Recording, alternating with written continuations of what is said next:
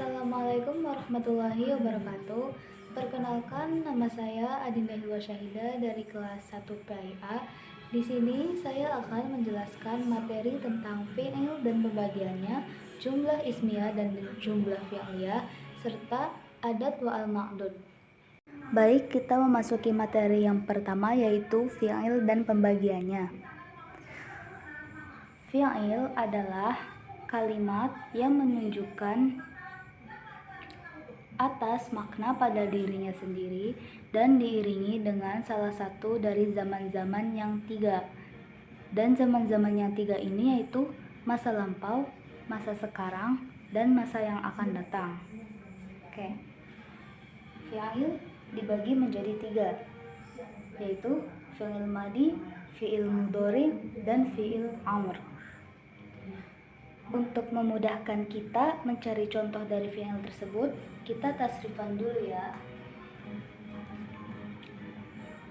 Fa'ala fi'il madi, yaf'ulu fi'il mudhari, fa'alan masdar, wa maf'alan masdar min, fahuwa isim dhamir, fa'ilun isim fa'il, wa zaka isim isyarah, maf'ulun isim maf'ul, maf'ulu isim amr. Oke. Nah, contoh dari masing-masing tersebut, isim dari masing-masing fi'il tersebut sudah kita dapatkan ya.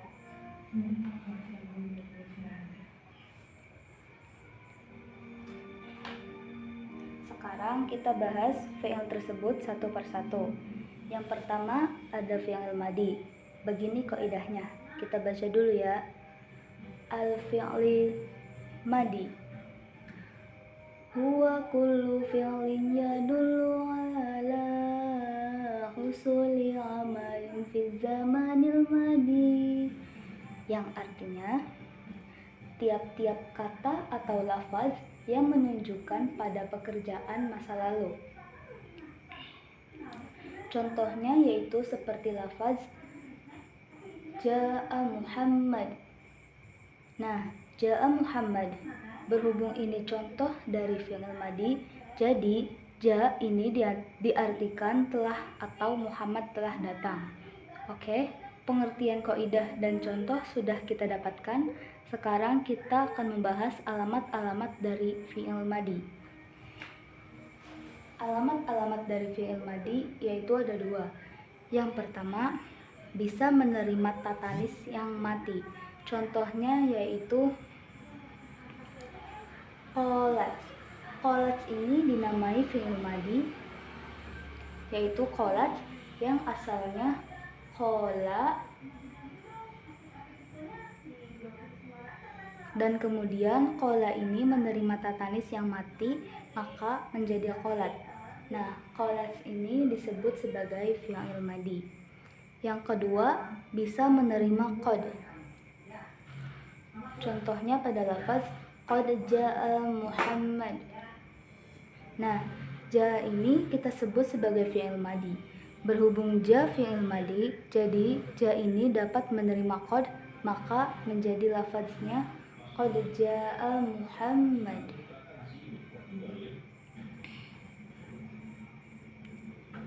Selanjutnya yaitu fi'il mudhari'.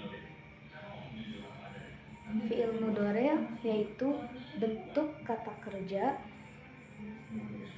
yang mengikuti zaman sekarang atau zaman yang akan datang dan diawali dengan huruf mudhoro'ah. Huruf mudhoro'ah ini yaitu hamzah, nun, ya, dan ta, atau terkumpul dalam lafaz anaitu. Contohnya ada pada lafaz aqra'u yang artinya saya sedang membaca. Kita lihat apakah dalam lafaz ini sudah ada kata kerja, zaman, dan huruf mudhoro'ah. Apakah ada kata kerjanya? Jawabannya ada, yaitu membaca. Apakah zaman sekarang atau akan datang? Jawabannya ada, yaitu sedang yang berarti menunjukkan zaman sekarang. Yang terakhir huruf mudhoro'ah. Di sini ada hamzah yang termasuk huruf mudhoro'ah. Oke, kita langsung masuk kepada tanda-tanda dari fi'il mudhari'. Ada dua. Yang pertama, bisa kemasukan sin dan saufa. Sin bermakna akan, tetapi saufa juga bermakna akan. Tapi bedanya kalau sin jenjang waktunya hanya sebentar, sedangkan saufa jenjang waktunya masih lama. Kita langsung contohnya ya. Yang sin contohnya yaitu sayaqra'u, yang berarti akan membaca. Akan di sini akan yang bermakna langsung atau jenjang waktunya sebentar.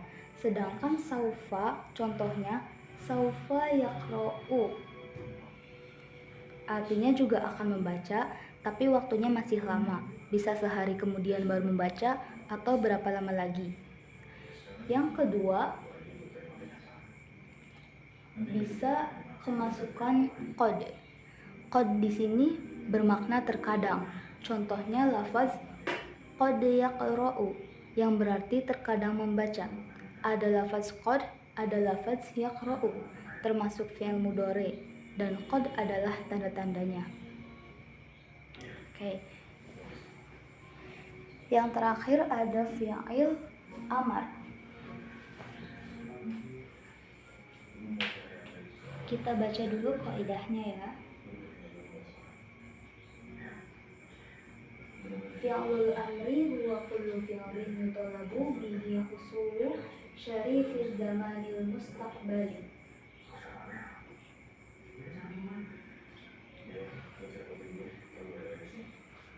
Tiap-tiap lafaz yang menunjukkan atas tuntutan sesuatu pada masa yang akan datang. Kita masuk kepada contoh dari fi'il amar.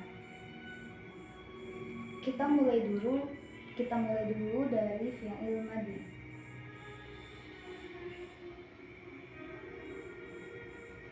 Yaitu jalasa. Jalasa ini kita buat fi'il mudhari'. Caranya pertama, matikan huruf akhirnya. Kita lihat, matikan huruf akhirnya jadi yajlis. Oke, yang kedua yaitu membuang huruf awal. Huruf awal ini kita buang menjadi jalis. Menjadi seperti ini ya. Kalau seperti ini berarti belum bisa dibaca. Agar bisa dibaca, kita menambahi hamzah wasol. Menambahi hamzah wasol ini untuk yang belum bisa dibaca ya. Kemudian kita buat harokat hamzah wasol. Harokat hamzah wasol ini mengikuti al-fa'il kasroh. Ya, jadi ijlis ini contoh bagi fi'il amar yang harus ditambahi hamzah wasolnya. Sekarang ada contoh yang tanpa menambahi hamzah wasol. Bisa dibaca contohnya fa'ala. Kita buat fi'il mudhari'nya menjadi yufa'ilu. Kemudian kita matikan huruf akhirnya. Huruf akhir ini dimatikan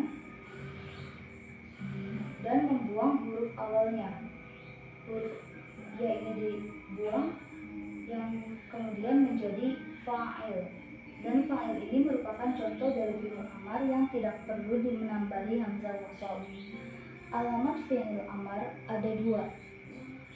Yang pertama ini menunjukkan perintah. Yang kedua, bisa menerima yak muannas mukhatabah. Nah, biasanya yang muannas mukhatabah ini untuk perempuan. Contohnya, ya Muhammad, iqra darsaka. Ini sudah ada fi'il amarnya yaitu lafaz ro. Dan ini contoh dari muannas mukhatabahnya, ya Fatimah, iqra darsaki. Ini yang ada muannas mufradnya.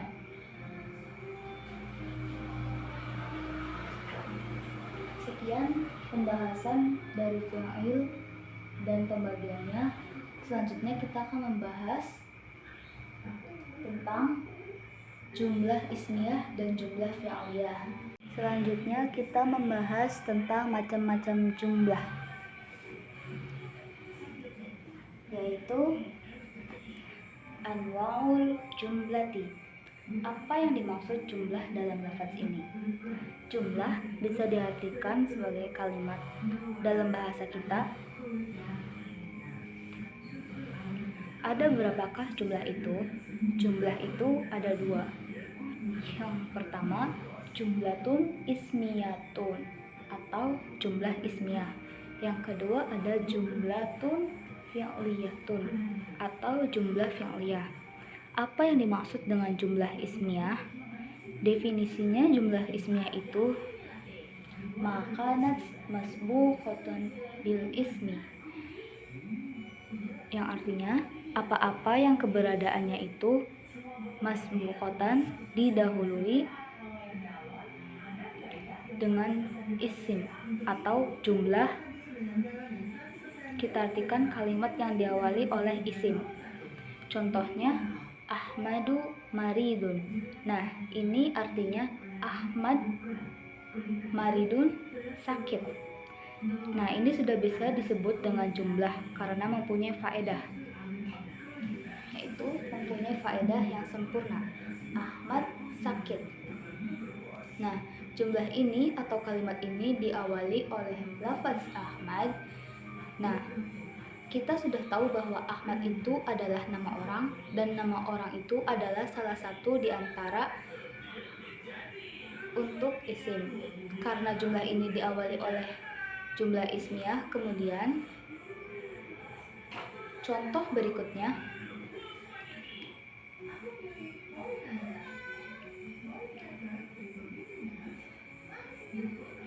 al-waladu yaqra'ul Qur'an.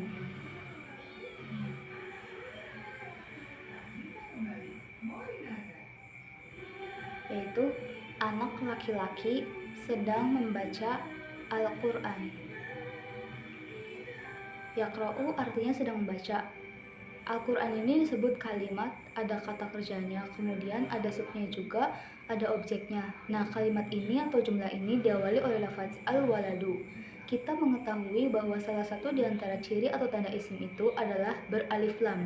Ini jelas beralif lam, maka ini menunjukkan kepada isim, ataupun dengan makna bisa lebih kuat lagi, artinya seorang anak laki-laki ini menunjukkan kepada benda hidup, dan itu merupakan salah satu isim yang tidak bisa masuk unsur waktu. Nah, maka jumlah ini disebut dengan jumlah ismiyah karena diawali oleh isim.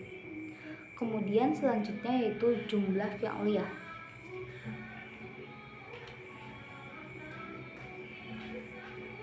Jumlah fi'liyah itu sesuatu yang, lafaznya dulu ya, makanat masbuqatan bi fi'lin, atau sesuatu yang keberadaannya itu didahului oleh fi'il. Maksudnya adalah jumlah yang diawali oleh fi'il. Nah, jadi kita bisa membedakan antara jumlah ismiyah dengan jumlah fi'liyah. Kalau jumlah fi'liyah itu awalnya harus diawali dengan fi'il, dan fi'il itu ada 3 kan, bisa fi'il madhi, fi'il mudhari, ataupun fi'il amar. Nah, kalau kalimat itu diawali oleh salah satu di antara fi'il tersebut, maka dia disebutnya jumlah fi'liyah. Contohnya maridu Ahmad. Ahmad telah sakit, sehingga diartikan telah sakit Ahmad. Atau kalau dalam terjemahan kita sesuai dengan bahasa Indonesia, Ahmad telah sakit. Kemudian contoh yang kedua, yaqra'ul waladul Qur'an. Anak laki-laki itu membaca Al-Qur'an. Telah membaca Al-Qur'an.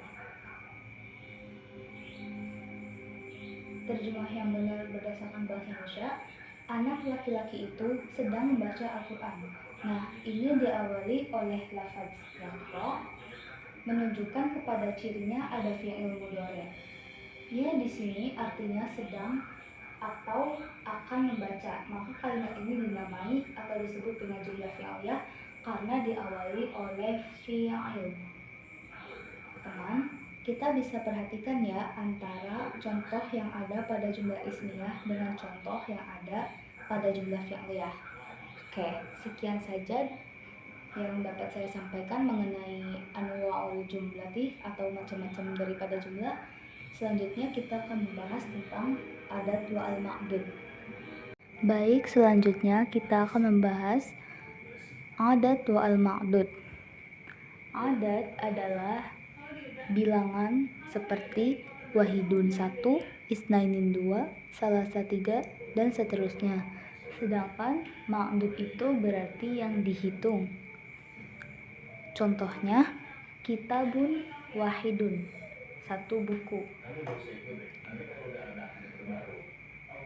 Wahidun itu merupakan adat dan kitabun merupakan ma'dud atau yang dihitung. Kali ini kita akan belajar ketentuan bilangan 1 dan 2. Untuk bilangan 1 dan 2, ketentuannya adalah adat dan ma'dudnya harus sesuai dengan antara muzakkar dan muannasnya. Contoh muzakkar misalnya maktabun wahidun. Wahid merupakan adat, maktabun merupakan ma'dud. Maktabun adalah muzakkar, maka bilangannya atau adatnya harus muzakkar, yaitu wahidun. Maktabun wahidun, 1 meja. Kemudian contoh untuk muannas. Haqibatun wahidatun. Haqibatun adalah ma'dud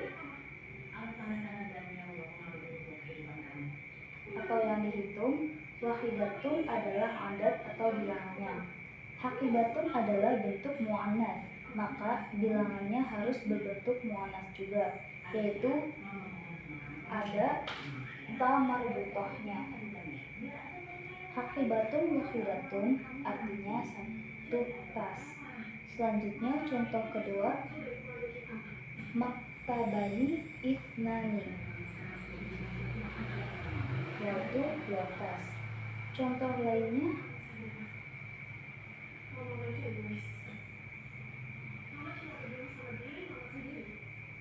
haqibatun mithnatani, 2 tas. Selanjutnya ada kitabun wahidun, 1 buku.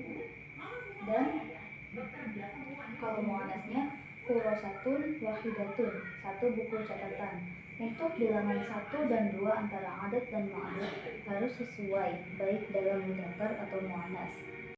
Cukup sekian saja materi yang dapat saya jelaskan. Kurang-kurangnya mohon dimaafkan.